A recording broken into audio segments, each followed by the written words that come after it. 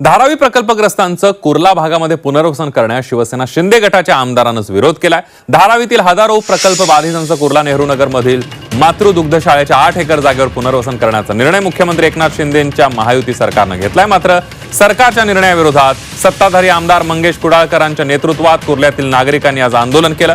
मुलुंड पाठोपाठ आता कुर्ल्यामध्ये देखील धारावी प्रकल्पग्रस्तांच्या पुनर्वसनाला स्थानिक नागरिकांचा विरोध आहे।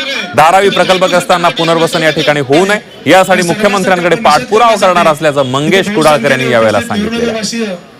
असे जर आपण एकजुटता दाखवली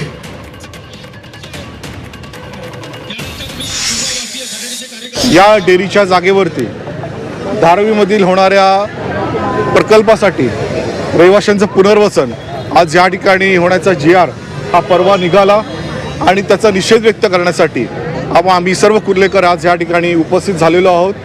आणि त्याचबरोबर आमची सर्वांचीच मागणी आहे की धारावीमधल्या रहिवाशांचा प्रकल्प किंवा धारावीमधल्या रहिवाशांचं पुनर्वसन हे त्याच ठिकाणी झालं पाहिजे, इतरत्र ठिकाणी नको।